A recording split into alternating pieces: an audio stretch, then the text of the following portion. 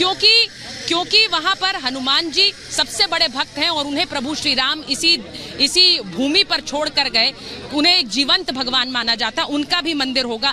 क्योंकि विष्णु के रूप हैं तो विष्णु भगवान का भी मंदिर, यानी 6 मंदिर उस परकोटे पर होंगे, जो कि इस मंदिर के भगवान राम के मंदिर के चारों तरफ होगा। तो ये आपको जानकारी दे रही हूँ। जब आप यहाँ प्रभु श्री राम के दर्शन के लिए आएंगे तो सिर्फ प्रभु श्री राम के दर्शन आप नहीं करेंगे, प्रभु श्री राम के जीवन से, उनकी अनंत कथाओं से जुड़े हुए जितने भी किरदार हैं उनके भी आप दर्शन करेंगे। और इसीलिए मैं आपसे कह रही हूँ कि जब मंदिर के आप अंदर जाएंगे तो जिन्होंने गंगा पार कराई, निषाद राज, उनका भी मंदिर होगा। अहिल्या को जीवन दिया, उनका भी मंदिर होगा। शबरी ने समर्पण दिखाया, उनके झूठे भेर खाए प्रभु श्री राम ने, उनका भी मंदिर होगा। जटायु, जिनका समर्पण भाव प्रभु श्री राम को इस तरह का था कि मरते समय उनको जल अर्पण खुद प्रभु श्री राम ने किया, उन जटायु का भी मंदिर यहीं पर होगा। यानी सिर्फ प्रभु श्री राम का मंदिर नहीं है। और इसीलिए जब हम कहते हैं प्रभु श्री राम सबके हैं, तो उन सबके भी हैं जिन्होंने समर्पण दिखाया, जिन्होंने एक तरह से एक समर्पण दिखाया प्रभु श्री राम के प्रति, और उनको आज इस मंदिर में उनका मंदिर बनाकर समर्पण भाव दिखाया जा रहा है। मैं जो आपको इस वक्त तस्वीर दिखा रही हूँ प्रभु श्री राम के मंदिर की, ये अलौकिक तस्वीर, जब आप दाखिल होंगे तो कुछ इसी तरह के मंदिर में आप दाखिल होंगे जो आप इस वक्त देख पा रहे हैं।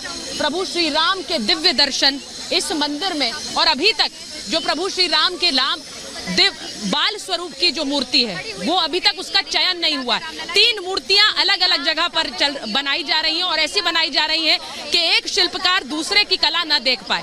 और जब वो तीनों मूर्तियां तैयार होंगी तब आप ये समझ पाएंगे कि उनमें से सबसे अच्छी मूर्ति कौन सी है, किसमें जो भाव भंगिमाएं हैं वो बुरी तरह से निकल कर आई हैं। एक 5 साल के बच्चे की, एक 5 साल के कोमल जो आंखें हैं प्रभु श्री राम की जब राम लला थे, तो जो तीनों मूर्तियां तैयार हो रही हैं उनमें से एक का चयन होगा। उसमें अभी समय है, लेकिन जो चिन्हित होगी मूर्ति, जिसको 100 संतों का जो एक पूरा पैनल है वो चुनेगा, वही यहाँ पर विराजमान होगी।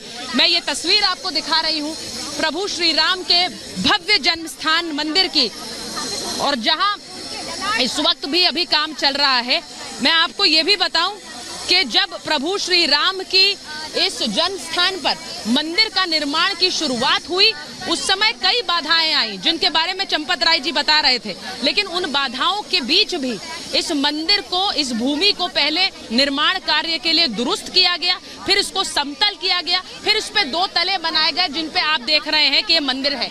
और ठीक पहले पाले में जैसा आप देख रहे हैं यहाँ पर गर्भगृह है, और अभी तक जो दूसरा माला है उसमें क्या बनेगा उसको अभी तक उन्होंने तय नहीं किया है। जो मंदिर तीर्थ क्षेत्र है उसने अभी तय नहीं किया है, लेकिन उनका कहना है कि भगवान राम दरबार वहां पर बनाया जाए। राम दरबार इसलिए क्योंकि प्रभु श्री राम का जो दरबार, जिसमें छोटे अनुज लक्ष्मण होंगे, जिसमें जानकी माता होंगी, जिसमें हनुमान जी अपने श्रद्धेय, अपने आराध्य के साथ नीचे बैठे होंगे, वो पूरा राम दरबार यहीं पर आपको नजर आएगा। ये जो आप इस वक्त तस्वीर देख रहे हैं, मैं आपको दिखा रही हूँ भव्य राम जन्म स्थान की तस्वीर, जहाँ पर आज जो एक दर्शन है, मुझे लगता है कि ये भी एक सौभाग्य है और ये अलौकिक दर्शन है।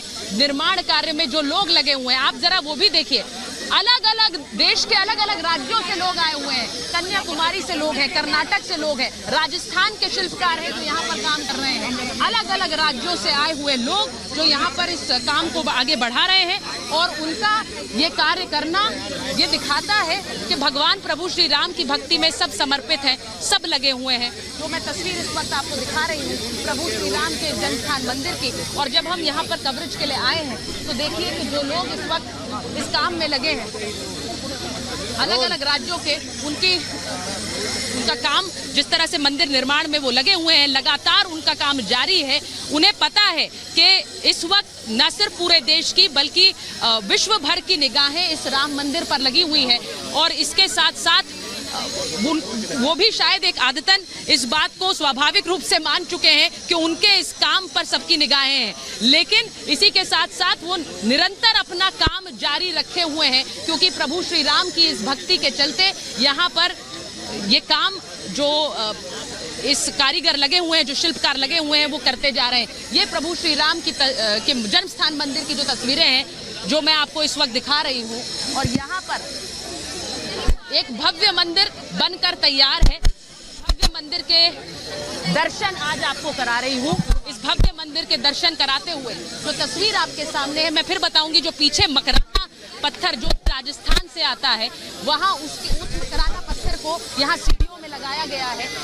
अलग अलग राज्यों से प्रभु श्री राम के लिए इसे भेंट स्वरूप मानिए कि अलग अलग राज्यों से ऐसा लग रहा है कि प्रभु श्री राम के लिए एक भेंट पहुंची है। और इसीलिए मैं कहती हूं कि यहाँ पर ये जो सीढ़ियां, मकराना का पत्थर आप देख रहे हैं, राजस्थान